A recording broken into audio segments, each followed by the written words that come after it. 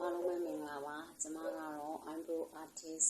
ဖြစ်ပါတယ်ကျွန်မပြောချင်တဲ့အကြောင်းအရာလေးကကျွန်မမျက်ခုံးထိုးတဲ့ခုနှစ်နှစ်တက်တန်းမှာပေါ့နော် customer တွေနဲ့တွေ့ကြုံရတဲ့အခါမှာမေးလာတဲ့မေးခွန်းတွေများစွာရှိတဲ့အထက်မှာမေးခွန်းနှစ်ခုကိုပြန်လဲ share လုပ်ပေးလို့ခြင်းဖြစ်ပါတယ်ပထမမေးခွန်းကကျတော့တချို့ customer တွေကကျွန်မကတော့မျက်ခုံးထိုးခြင်းနဲ့ဒါပေမဲ့ကျွန်မရဲ့အရေးပြားကထိခိုက်မှုလေးဖြစ်လိုက်တာနဲ့ချစ်မိအရေးပြားကိုပေါ့နော်ထိခိုက်မှုလေးဖြစ်လိုက်တာနဲ့အရေးပြားကအနာဖြစ်လွယ်ပြီးတော့ပူတီးထလွယ်တဲ့အနာချက်သွားရင်ပူတီးထလွယ်တဲ့အရေးပြားမျိုးဖြစ်တယ်အဲ့လိုဖြစ်တဲ့အတွက်မျက်ခုံးထိုးရမှာစိုးရိမ်နေပေါ့နော်စိုးရိမ်နေဆိုတဲ့ customer တွေအတွက်ကျမတို့အရေးပြားပေါ်မှာထိခိုက်ရှာတာဖြစ်လို့ချစ်မိတဲ့အတိမ်အနက်နဲ့ကျမတို့ eyebrow tattoo ထိုးတဲ့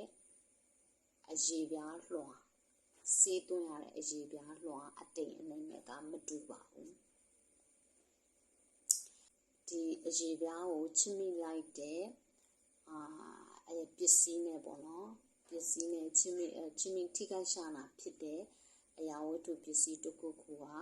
အကယ်၍တန်ရှင်းမှုမရှိခဲ့ဘူးဆိုရင်ဒီကနေပြီးတော့အနာရင်းလွယ်မယ်အနာမကျက်ခင်စကြမှာအသားတိုးတဲ့ကြက်သားတော်၎င်းဒါမျိုးစားမိမယ်ဆိုရင်လက်သွားတဲ့အခါမှာဘူးသီးတွေဖြစ်တတ်တဲ့သဘောရှိရပေါ့နော်ဒါပေမဲ့ကျမတို့ eyebrow tattoo ထိုးတဲ့အခါမှာအရေးပြားအလွှာကိုအကျန်းနဲ့အားဖြင့်အရေးပြားလွှာကိုပြပြမယ်ဆိုရင်အပေါ်ဒီမှာအပေါ်ရန်အရေးပြား epidermis ဆိုတဲ့အပေါ်ရန်အရေးပြားရှိမယ်နောက်တစ်ခုကကျတော့ dermis ဆိုတဲ့အလွှာရှိမယ်သူ့ရဲ့အောက်မှာပေါ့နော် dermis ဆိုတဲ့အရေးပြားအလွှာတစ်ခုရှိမယ်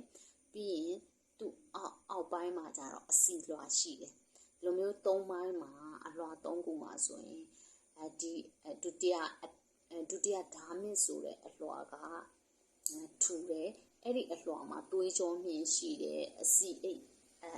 တ်ကလင်းလေးတွေရှိတယ်ဒါမျိုးရှိတယ်ပေါ့နော်ကျမတို့eyebrow အမြင်ကျမတို့ဘယ်လိုကောမလဲ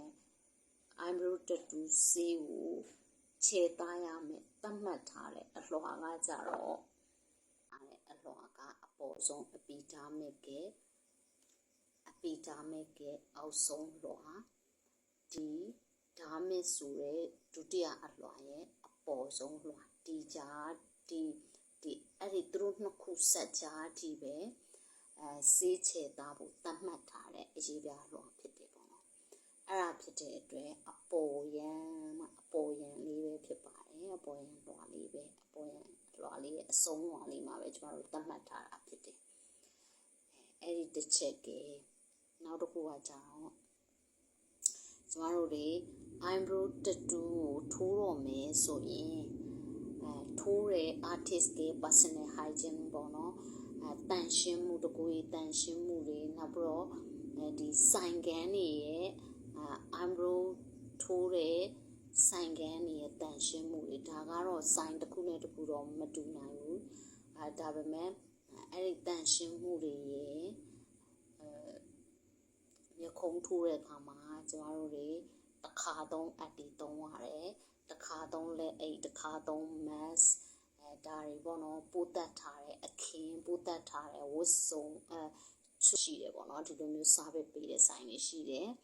အဲ့ဒါဖြစ်တဲ့အတွက်အဲ့လိုမျိုးတစ်ခါတန်ရှင်းတက်ရစွာတန်ရှင်းမှုကိုဦးစားပေးတယ်တစ်ခါသုံးအပ်တီနဲ့လည်းသုံးတယ်အဲ့ဒီအကြောင်းအရာတွေ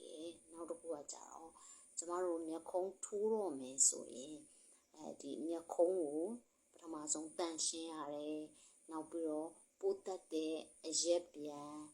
ဒါမျိုးတွေနဲ့အဆင့်ကျမတို့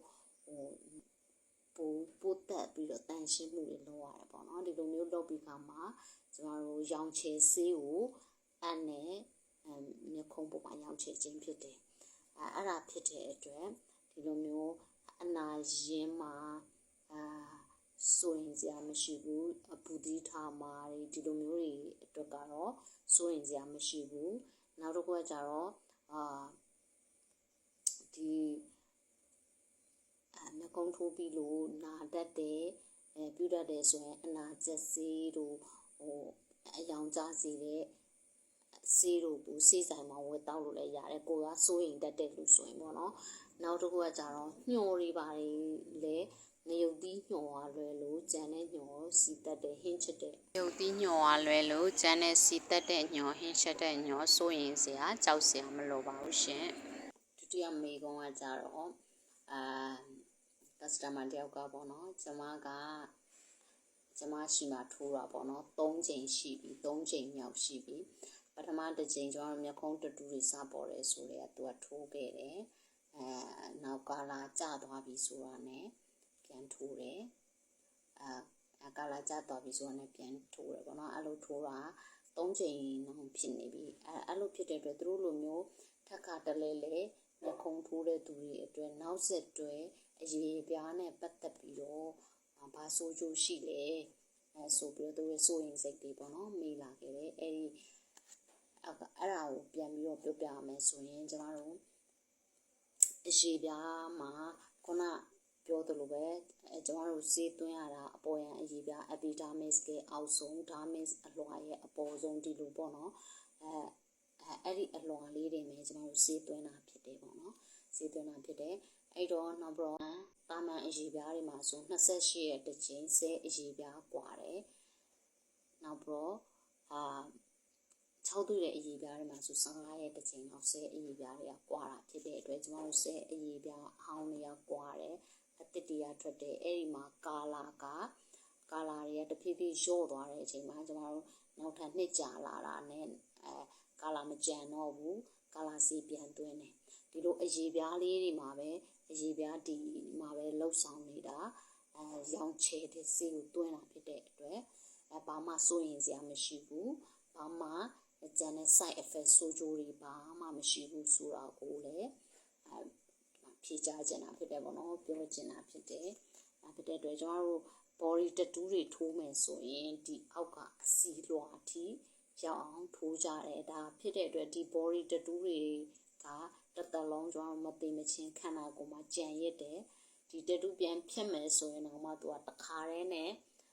ဖြတ်လို့မပြတ်ဘူး body tattoo ကြတော့လေဆာနဲ့ပြစ်ဖြတ်ရင်တော့မှတစ်ချိန်နဲ့မပြတ်ဘူးဒါ tattoo ရဲ့အကြီးအသေးထိုးထားတဲ့ပုံအကြီးအသေးအများပေါ်တော့မူတည်တာပေါ့နော်တစ်ချိန်နဲ့မပြတ်ဘူးနောက်ဒီဆဲတွေတဖြည်းဖြည်းကွာသွားပြီးကမှကာလာတွေရော့သွားမယ်နောက်ပဲနှစ်လအချိန်လာပြီးတော့ဖြတ်ပါဒီလိုမျိုး